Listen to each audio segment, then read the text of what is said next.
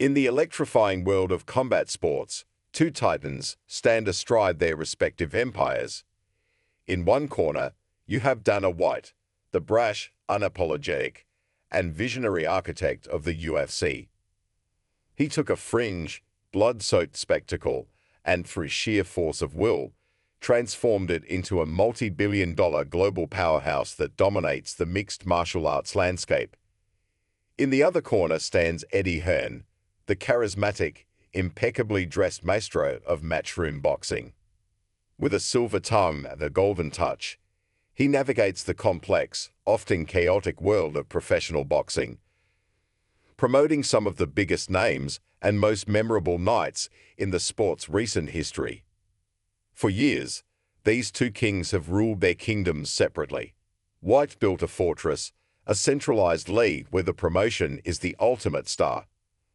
Hearn, on the other hand, thrived in the Wild West of boxing, a world of competing promoters, tangled allegiances, and powerful, independent fighters.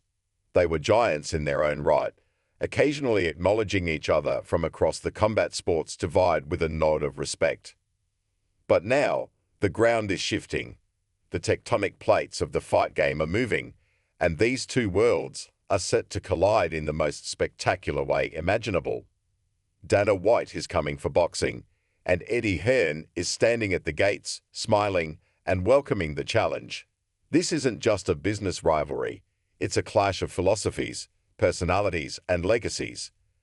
And for fight fans everywhere, it's the beginning of a thrilling new era. The shot across the bow. That all started with a murmur, a familiar ambition reignited in Dana White's eyes. After dipping his toes in the boxing world with the cultural phenomenon that was Floyd Mayweather versus Conor McGregor in 2017, a fight that transcended sport and became a global event, White has made it clear he's not done with the sweet science. His new target? To do for boxing what he did for MMA. To build a brand so powerful, so dominant, that it becomes synonymous with the sport itself, just as the UFC is to MMA or the NBA is to basketball. He's not just talking about promoting a fight. He's talking about a hostile takeover, aiming to bring order to boxing's beautiful chaos with his blockbuster, UFC-style approach. The catalyst for this renewed conversation was White's ambition to promote a dream matchup, the kind of fight that makes fans weak at the knees. The legendary Canelo Alvarez versus the pound-for-pound king, Terence Crawford.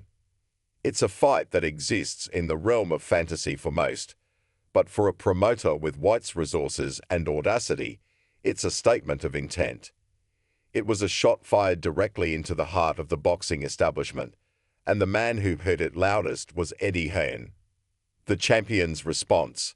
Eddie Hearn has spent his entire career mastering the intricate dance of boxing promotion. He understands its history, its politics, and its passion. So when he heard that the CEO of the UFC was planning to storm his castle, he didn't flinch. Instead, in a revealing interview, he laid down the gauntlet with the kind of competitive fire that defines a true champion. He wants to be the CEO of boxing. Hearn mused, a glint in his eye. He acknowledged the business machinations at play, particularly the UFC parent company's interest in the Muhammad Ali Act. But he quickly pivoted to what truly mattered, the spirit of competition. Listen, what I will tell you is you're not going to see me criticizing Dana White, Hearn stated, making it clear this wasn't about animosity, not because I don't want to upset him, because I respect him and I have a good relationship with him. This is what makes this rivalry so compelling. It's not born of hatred, but of a deep, mutual respect between two men who have reached the pinnacle of a brutal and unforgiving industry. They see the same drive, the same ambition, the same relentless pursuit of greatness in each other. But that respect only fuels the competitive fire. The one thing that I would really like at this point in my career is to go head-to-head with him and to take him on, Hearn declared, his voice filled with genuine excitement. I want to compete against Dana White. I want to prove that I'm much better than him as a boxing promoter. So I'm excited for him to come into the space. It was a direct, heartfelt challenge, but it also came with a crucial piece of wisdom, a warning from a man who knows the treacherous terrain White is about to enter. Competition's fantastic, but you're not going to come into boxing and steamroll the game. It's not going to happen. This is the core of the conflict. The UFC model, for all its success, is built on a structure that simply doesn't exist in boxing. White is the undisputed boss, the ultimate decision-maker. In boxing, power is decentralized. Fighters are often free agents who wield immense power. Rival promoters must collaborate to make